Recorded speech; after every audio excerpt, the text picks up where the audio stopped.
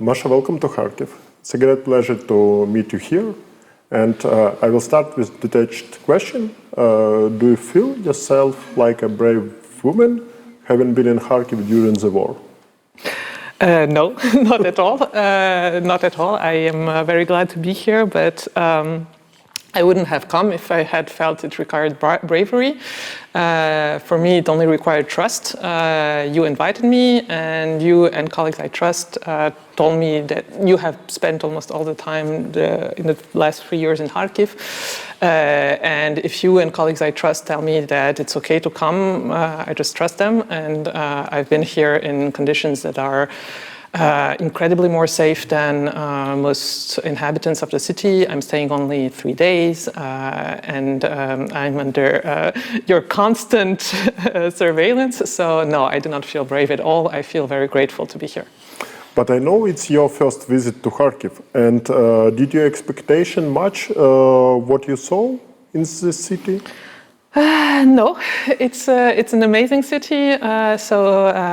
We've spent most of yesterday going through the city. It's a beautiful and very diverse and very green and very clean city. I did notice. It's really amazing to be here. I hadn't expected this kind of diversity. It's also very sad, of course, to be here because you notice how many people are missing and how many destruction there has been. Although we have remained in the safest parts of the city, but even so, it's quite striking. But it's also quite striking to see the energy and creativity that the people who have remained here keep to keep this city living and really evolving. And I really loved, for example, the street art, especially on the wooden sets that were put on all the glass that had been destroyed along Sumska, and it's both very unsettling, quite shocking, and also really beautiful. But yeah, so completely unexpected. Masha, you are a historian, and you represented 2 French institutions as a professor at CERCEC, a School for Advanced Study, yeah?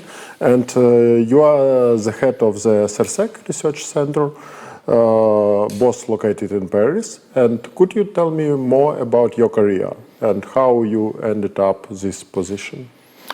So I had a very classical career for a French historian, went through all the right schools, did my PhD at Sorbonne University, Paris 1, Panthéon-Sorbonne, which I defended in 2012. I then spent 5 years doing postdocs in Germany, in Russia, where I was at the Center for French-Russian Studies, so a French institution in Moscow, in 2014-15.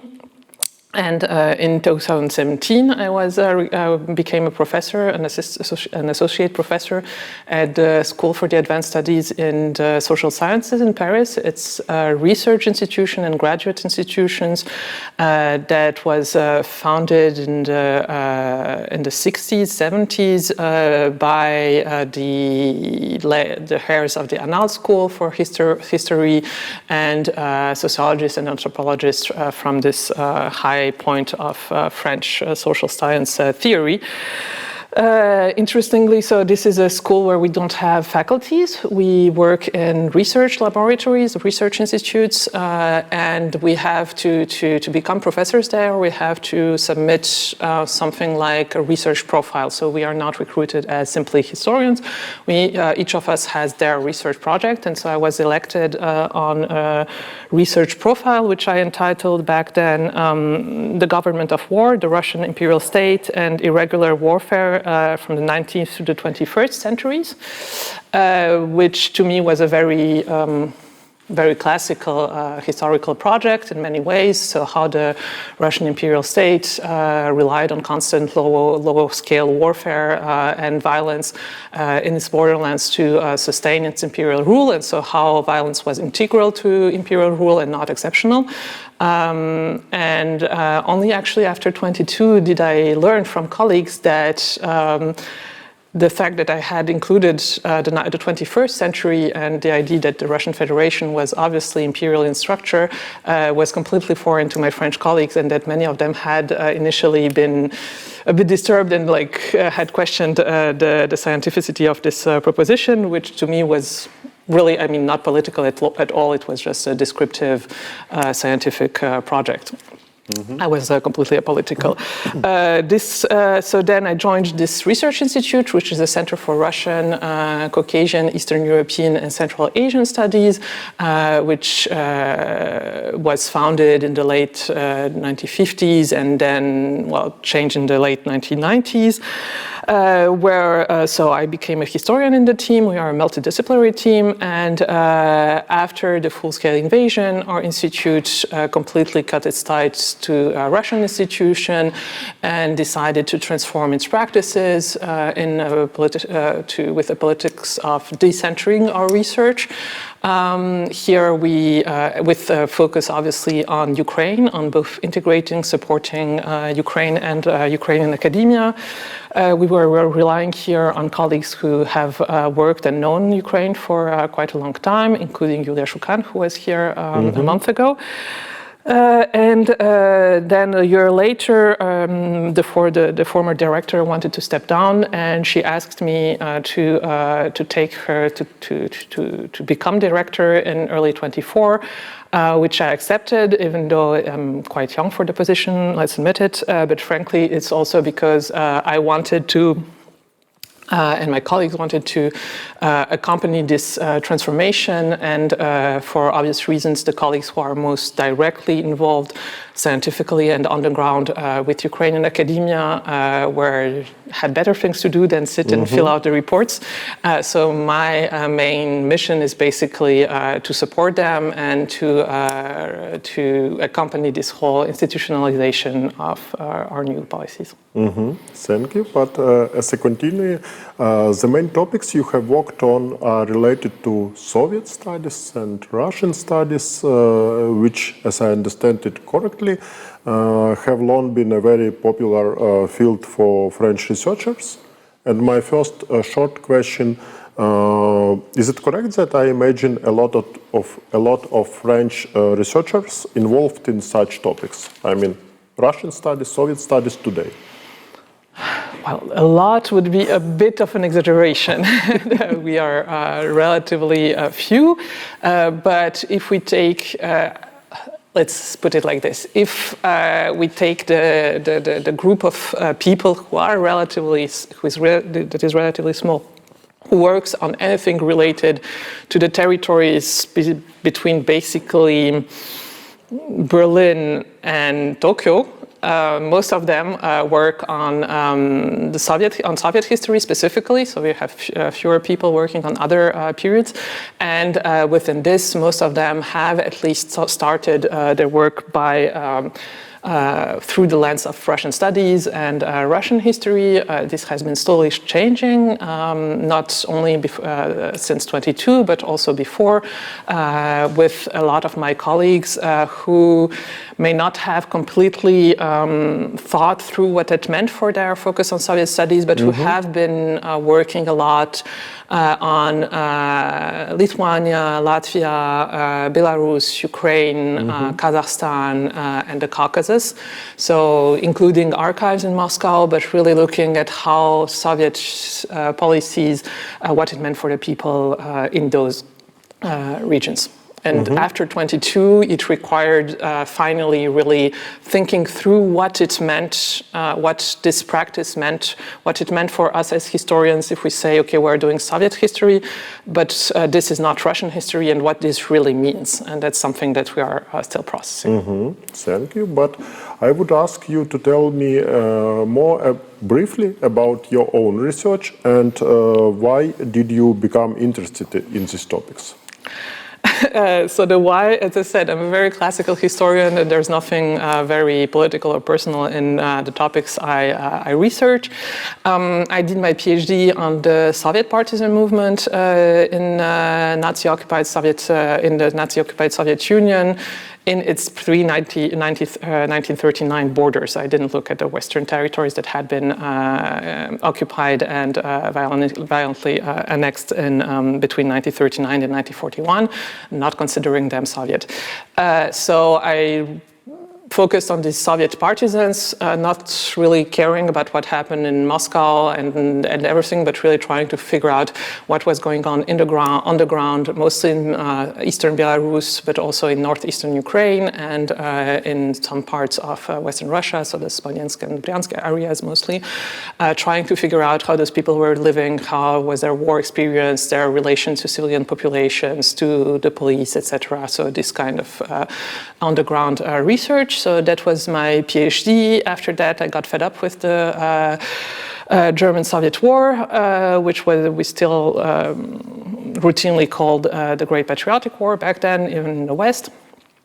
And I mostly got fed up with it because I had done a lot of research in Moscow, Minsk, and Kiev for my dissertation, and in Germany, but still most of my work was in Moscow, and I got extremely frustrated by the fact that the closure of Russian archives made it basically impossible to seriously research the Second World War from Moscow archives. So most of the most important archives have never been open to researchers.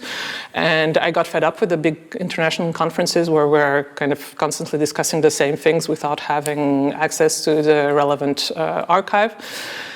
So that's when I did this project for the EHESS, and I wanted to go back in time. I wanted to go back to what had happened at the end of the imperial time, and then I got involved with a fellow researcher, Etienne Perrin, who is a historian of the Caucasus, who needed someone with expertise in military history, so someone who could work with this kind of archive, which is mostly very boring to normal people, and so I accepted because it gave me a door to a completely different world, and that's how I went to my current project, which is on the Russian imperial and colonial expansion on its southern border in the late 19th century, early 20th century. Thank you.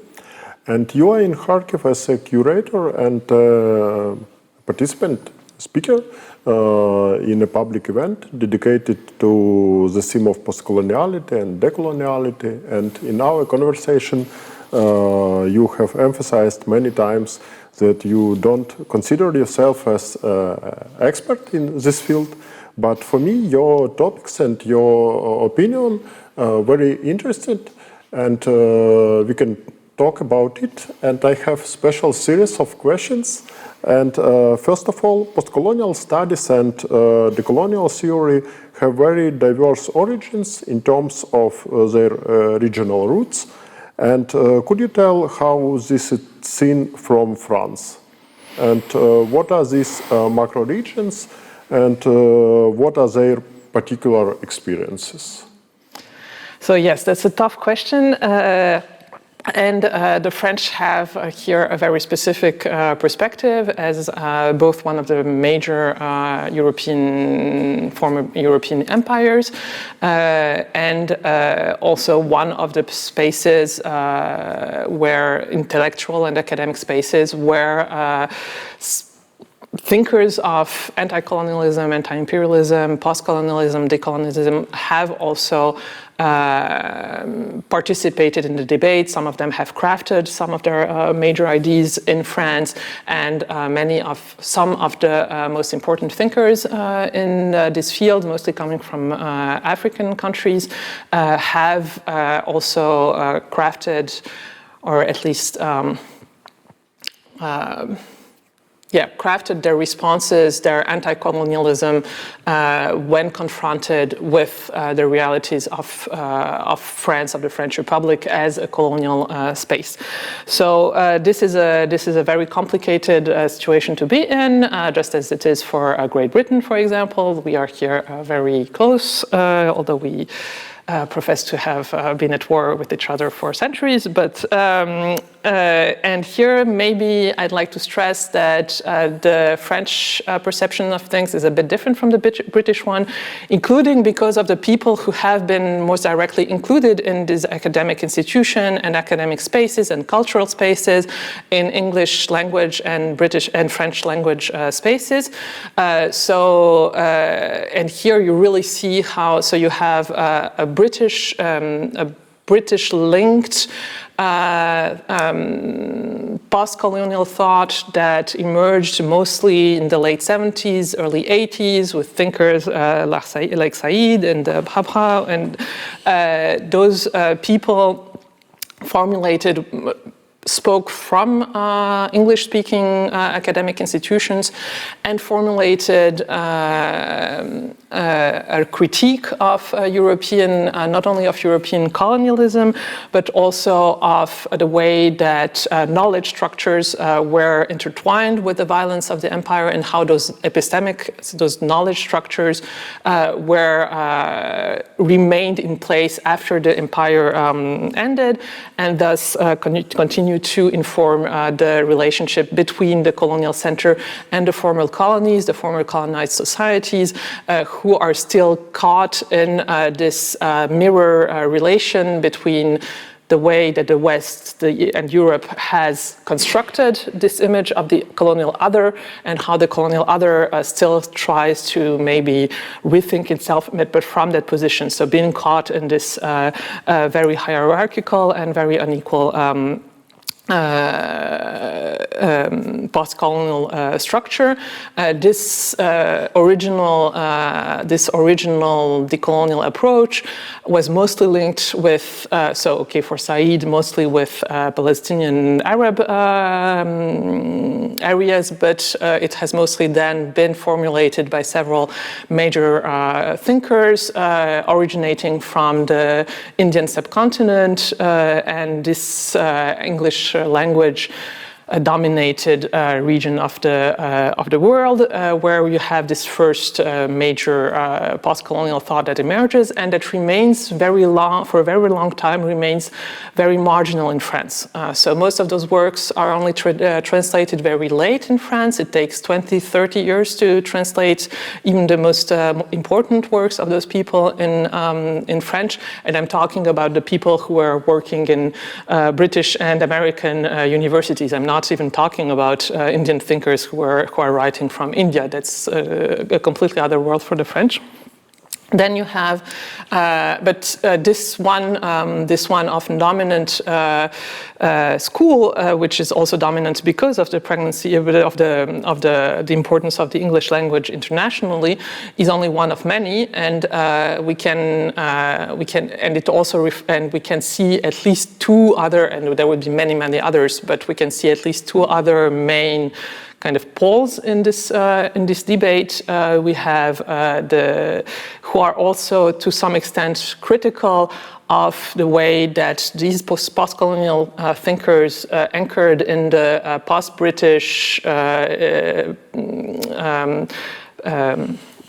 Indian and Pacific space, how these thinkers universalize theories of post-colonialism that do not reflect the specific histories of colonialisms in other regions. So one of the main kind of alternatives then emerges in Latin America around the group Modernity and Coloniality, with the most famous of their thinkers is Walter Mignolo, who comes up with this whole. So they are the ones who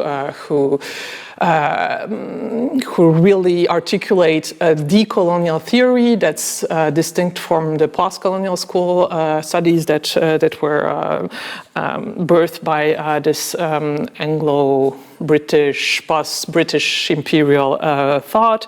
These group, so Modernity and Coloniality, really goes much further in rejecting rejecting the Eurocentrism of the post-colonial critique, the fact that even these post-colonial critics still remain within a European-centric conception of knowledge, of rationality. They criticize colonialism as a part of a new form of social and economic domination that started with the invasion and colonization of the Americas. This new form of social and economic organization has been based on race and is the infrastructure of a global capitalistic system, which to this day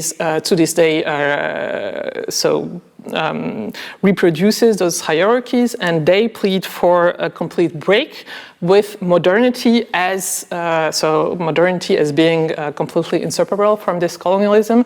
Modernity seen as both the kind of knowledge that the Eurocentric tradition has produced, this rationalistic or even technocratic, etc. Way of thinking of knowledge. They want to refocus on indigenous ways of knowing, on indigenous ways of being in the world, and also go back, so completely break with the modern and colonial and capitalistic system, and go back to non-modern, non-capitalistic, indigenous forms of social and economic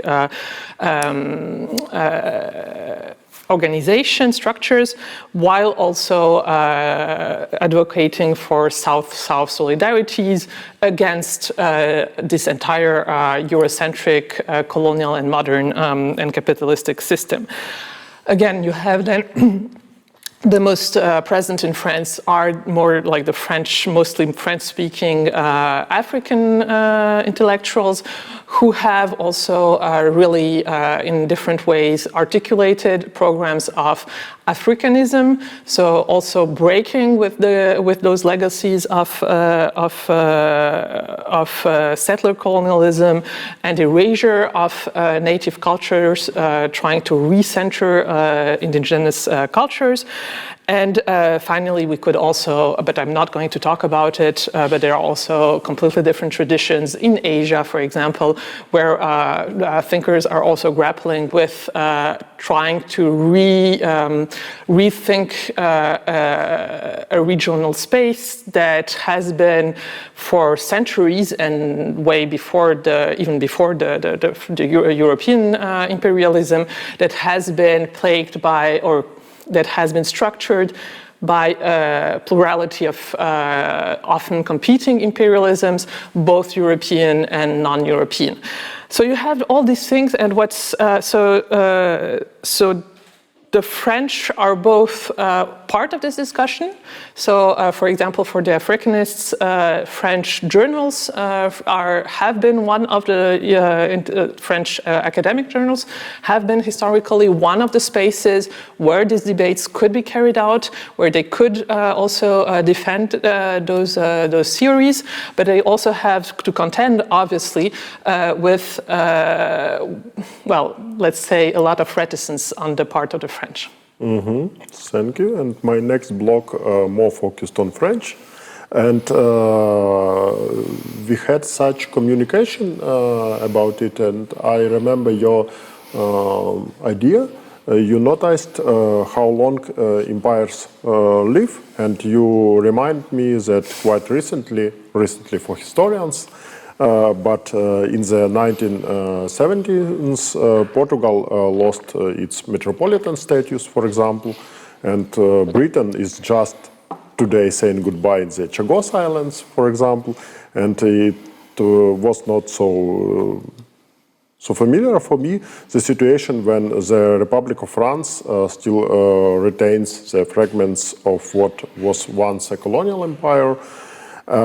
And for me, the French society itself, which many discussions about the imperial past, is incredible example to tell us about the non-linearity of this process and the fact that there will never be agreements between everyone. And my question, without asking you to go deeper into post-war France, I ask you to tell about the main lines of public debates In modern France, I mean in 21st century. For this time, and I remember you noticed that there are many controversial moments, but at the same time, we have a real, I mean French society have a real rethinking which going on alongside with these controversial moments. Yes, there was, when I was in school, and I think up to today, in France, we learned that there's this moment of decolonization that's 1960s. Empires end, and that's it. So that's obviously false, also false, again, as you stressed, because many empires did not fall in the 1960s. I'm not even going to go into the whole Soviet Union, United States as imperial polities, but obviously even the European, Western European empires did not end in the 1960s.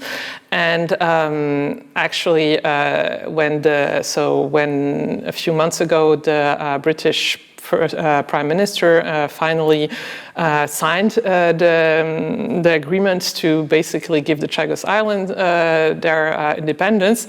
I had in my social networks these cheeky, like half-ironic takes in French about how now the French are the only ones on whom the sun never sets. So I had to check it, and it's completely true. There is always a territory of France where the sun is currently shining. There is no night on the French Republic, which is kind of a reality that the French are both remain proud of and prefer not to really acknowledge. Those are to the French very far away territories. They are small. They are not really there, although we are also completely not ready to somehow give them up, and there's also always a lot of misunderstanding and hostility when there's troubles and uprisings in those territories, and obviously we completely ignore the fact that they are far away to us but are completely part of their regional settings, but that's another thing. So no, empires do not end. Even in their basic infrastructure, they very much remain. And the efforts that the French have deployed to try to forget about those realities are significant. So when I finished high school in 2000, and back then, apart from this one short chapter on the decolonization, we didn't really discuss anything. So we didn't discuss the imperial history itself, because empire was something we had, and it was far away, and it had no impact on French history. And there was only a few sentences on the Algerian independence and then the decolonization, and that was it. But obviously, this attempt to not talk about it regularly backfires. First, it backfires because it's a taboo but very structuring aspect of French politics. So our far-right party, the one founded by Jean-Marie Le Pen, was basically founded in the eve of Algerian independence by the people who were, to them, the Algerian independence was their first trauma. Jean-Marie Le Pen had been a deputy of the French Republic in Algeria, and those people basically went in very, very short time from Algeria is a part of France, and this is non-negotiable. Those are French territories. French people will never give them up. To Algeria is completely foreign to us, and we cannot have anything to do with them. And those people are completely complete enemies of the French, and we can never integrate them. So they did this road very quickly, and this remains one of the structuring thing in their policies. But to come back to your question, I'm sorry sorry for being a bit long. In the 21st centuries, it's become completely impossible to ignore the importance of those debates, not only in both in French international relations, foreign policies, the end of what we have called France-Afrique, so the French neo-colonial presence in Africa is continuously debated. It is a very difficult process to digest for the French. So the ongoing now, I think so the ongoing closure of our last military bases in Western Africa is a very traumatic moment for the French army, even though they are now thinking that they have to, so now that they have lost their playground in Africa, it's a good moment to think of how to start to strengthen the European Eastern Front. But so that's so in this kind of realm, but mostly as an internal problem within France. So 2005, for example, was one of those key moments where it all kind of exploded. On the one side, we had the government who proposed a law on national recognition for the people, for the French citizens who had settled in the colonies and who had been repatriated to France. And this law included an article about the importance of highlighting the positive aspects of colonization when teaching it in school. So the positive aspects of the colonization have remained a recurring debate since then. So it's a classical one. You still have regularly people who say that, well, after all, we brought them civilization and schools and roads, implying that those people could not have somehow figured out how to build a road without the French massacring them. And you also have in that year, 2005, the creation of the movement Indigène de la République, so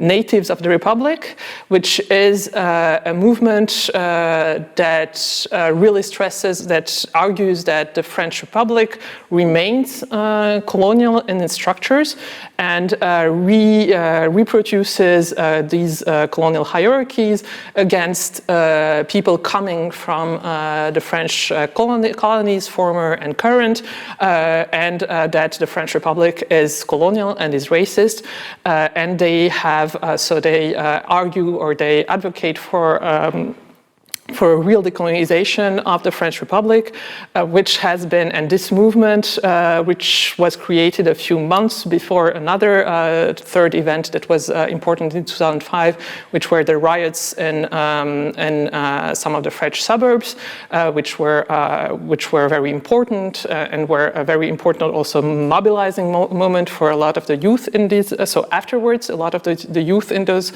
areas really tried to rethink their position and tried to come to terms with the realities of those inequities in France today.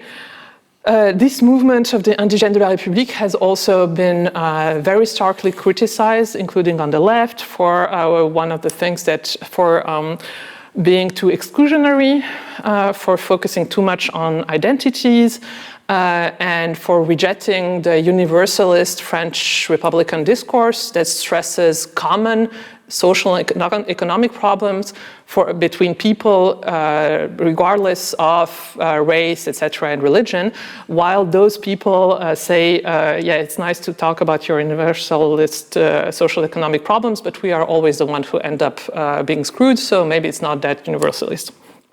So this movement has really focused a lot of hostility.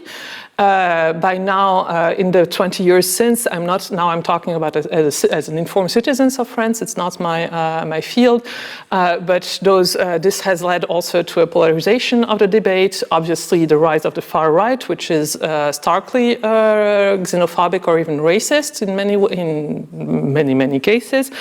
So the far right also uses more and more the French-born theory of the Great Replacement, which was formulated in 2010. by Renaud Camus, a French author who argues that there's an elite conspiracy aimed at replacing the native white population of Europe by imported populations from the south. So this great replacement theory has become extremely popular on many fringes of the far right, who see the defense of the white and sometimes Christian identity of Europe as their mission. But even beyond those fringes, or no longer fringes, you also have a broad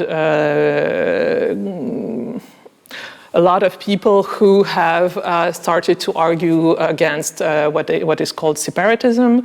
So attempts, what they see as movements and ideas that undermine the unity and universality of the Republic by stressing identities, race, religion, etc., saying that those ideas are imported from the United States and are foreign to France, and an ongoing refusal to, and also a stark rejection that we hear more and more of calls to, they reject what they feel are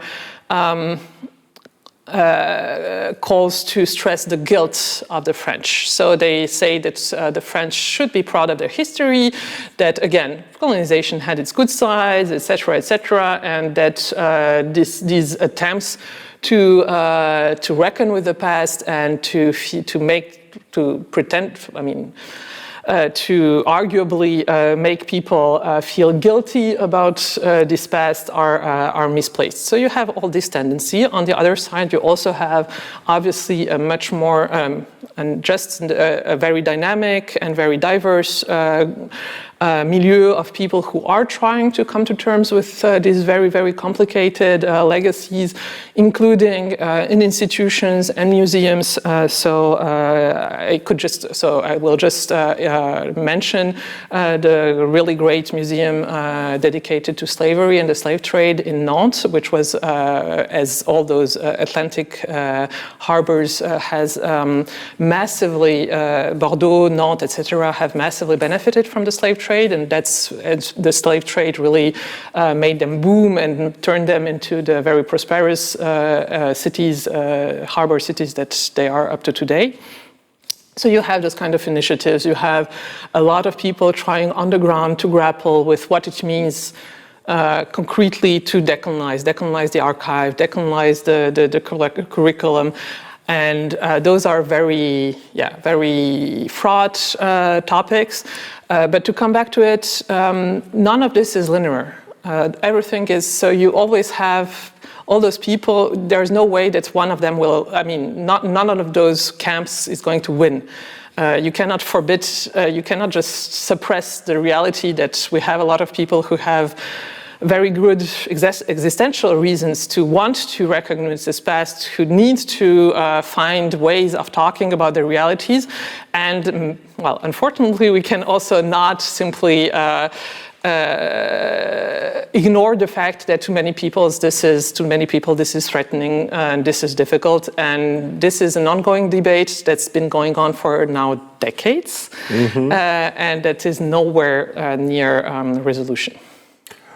Thank you for the so interesting observations. But coming back to your topics, because they touch on the heritage in a global sense of the Soviet Union and the Russian Empire, and you don't belong to postcolonial studies, but what is your recipe for overcoming the fascination with empire, maybe, or imperialism in your own work? And how do you give voices to those who were the silent majority? And how do you decentralize your stories when you escape from St. Petersburg or Moscow to the northern Ukrainian forest or Georgian territory? This is a difficult question because I have never found it particularly difficult theoretically. I focus on experiences, But more than on experiences, as far as I can tell, looking at empire, what happens on the ground between those, what happens in Ukraine, in the Caucasus, in Central Asia, has been historically, and here I'm really a historian, it has been historically key to understanding what happened in Petersburg. If you take, I don't know, you take the 1905 revolution and you have the classical narrative in Petersburg, but that will actually, you don't understand what's going on if you're looking at Petersburg. If you have to know what's going on in Warsaw and in Baku and in the so-called Far East to understand what's going on. If you're looking from Petersburg, you just don't understand what's going on. And you could say the same for Stalinist terror. If you wanted to choose one region from where you could see and understand the logics and the dynamics of these very complicated waves of terror, etc., you'd be much better served using Ukraine or Kazakhstan than, I don't know,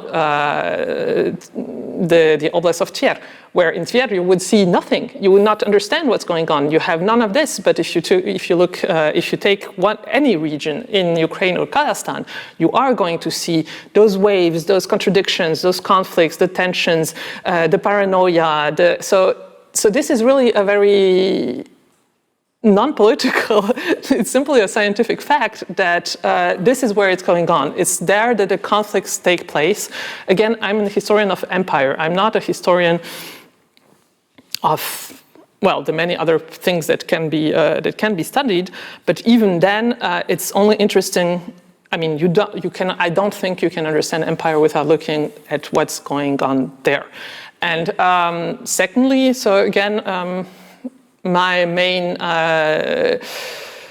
vaccination against fascination with empire is just reading those archives. I mean, I'm a historian, and I'm a historian who really focuses on using archives. I understand that maybe if you remain uncritically focused, I don't know, on some parts of literature and arts, I understand that you can remain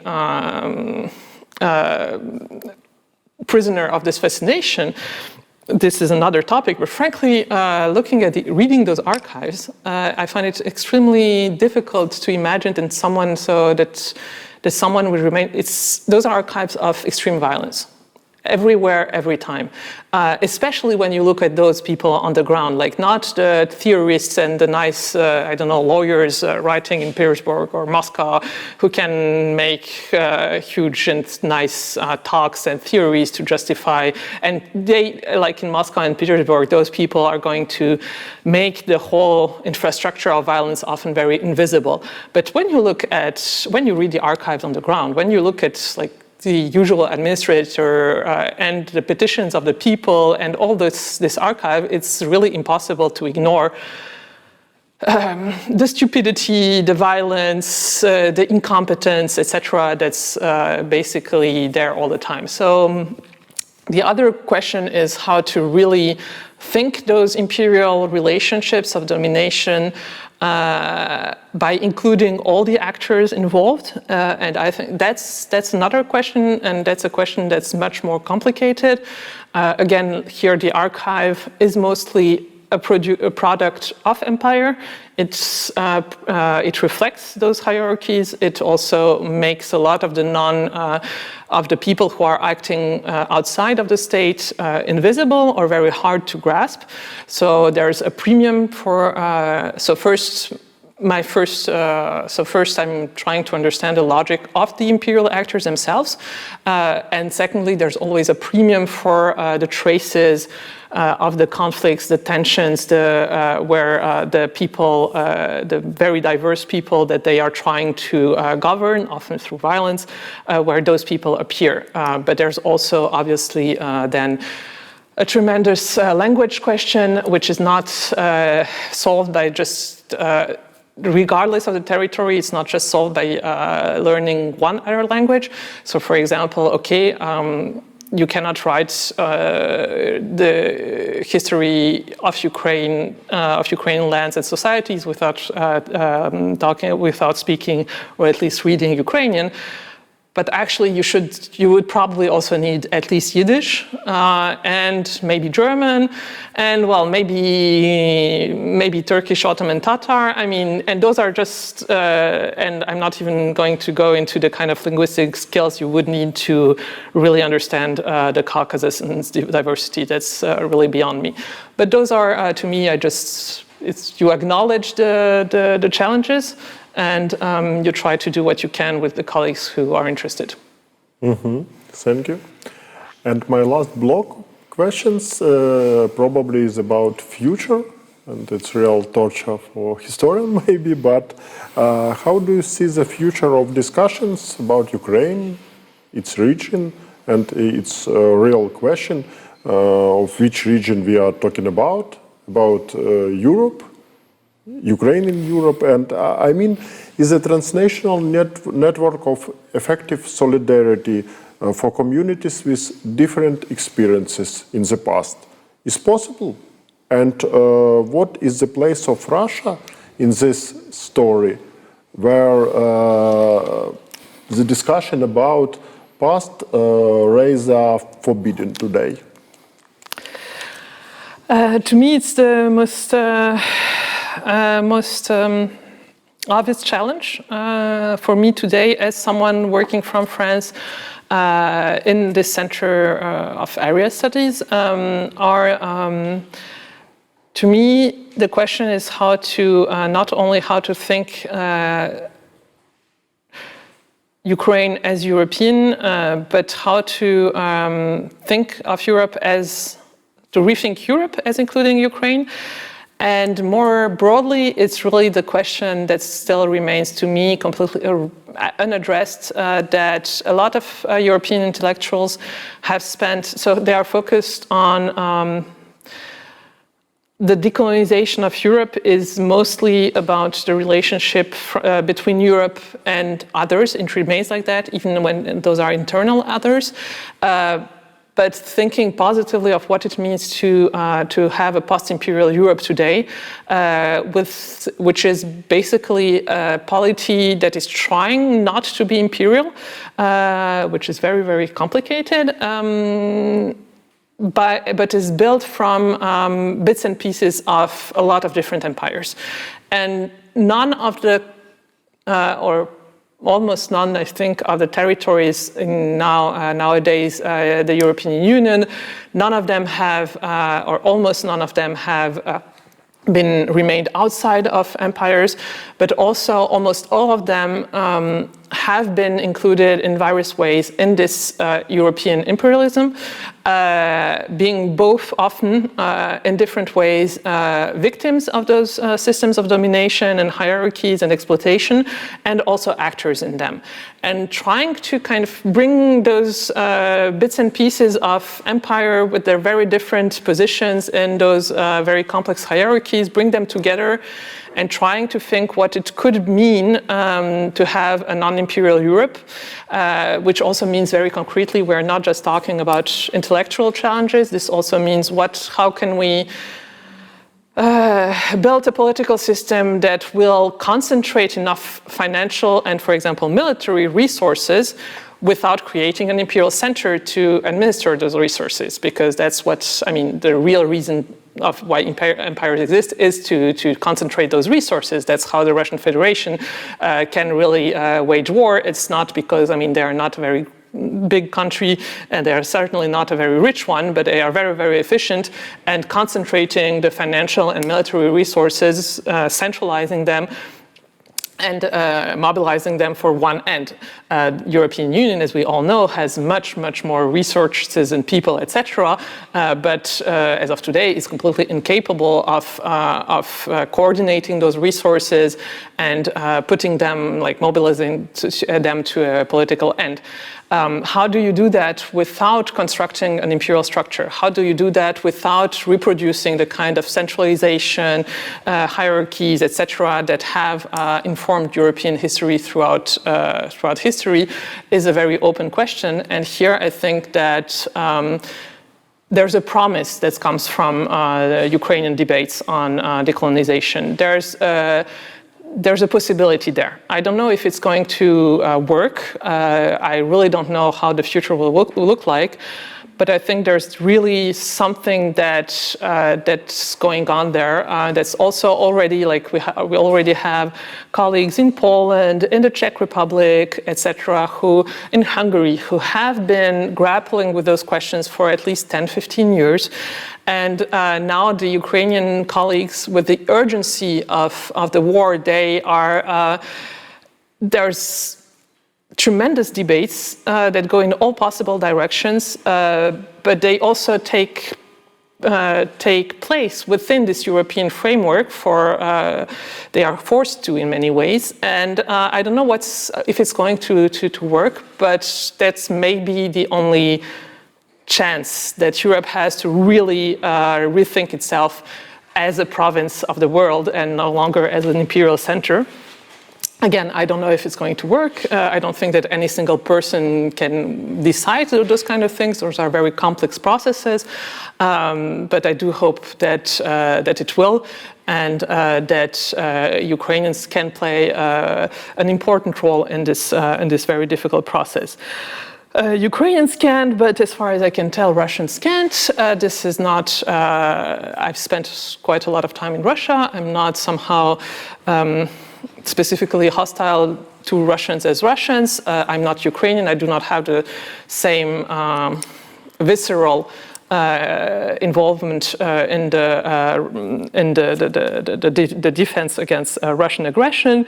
But it is also a fact that Russia, which in the 19th century was a European empire, a European colonial empire that was completely integrated into this European system, that was basically mirroring and allying with France and Great Britain.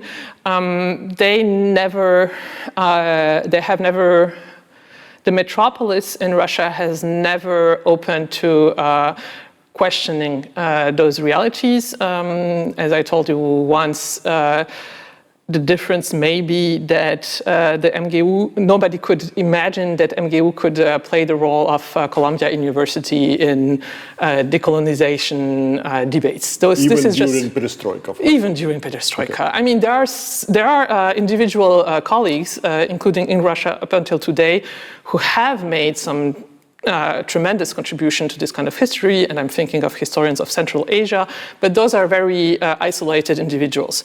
As institutions, as culture, the Russians have never, there may have been a short time in the 1910s, 1920s, a very short time where they did maybe try to reckon with it on an intellectual and cultural level, but it was a very short time, and in the end, the effort went mostly to the main effort did go to consolidating the military and police and political structures of domination, which completely erased any kind of possibility for, intellectual debate. Then, it ends with mass shootings.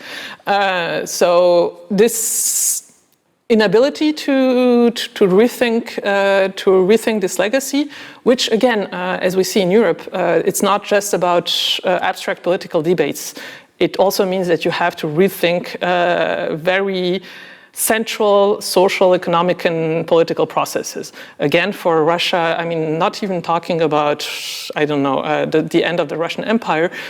If Moscow cannot survive as a city if it's not getting the resources from that immense territory. In Petersburg did not really survive when it lost its capital status. That's just a small city somewhere that's really, really not well situated. It cannot survive with the kind of massive infrastructure of empire to sustain it. And the Russians, well, they have not opened those spaces. They have not wanted to open them. They have, and thus, as of now, I do not see any role of Russians. Again, that doesn't mean that individual Russians, I mean, not all people are only defined by their nationality or political identity, but Russians as a community, I do not see what role they could play in these debates today. Masha, thank you for your thoughts and our conversation. Thank you for the invitation, and thank you for the invitation to Kharkiv.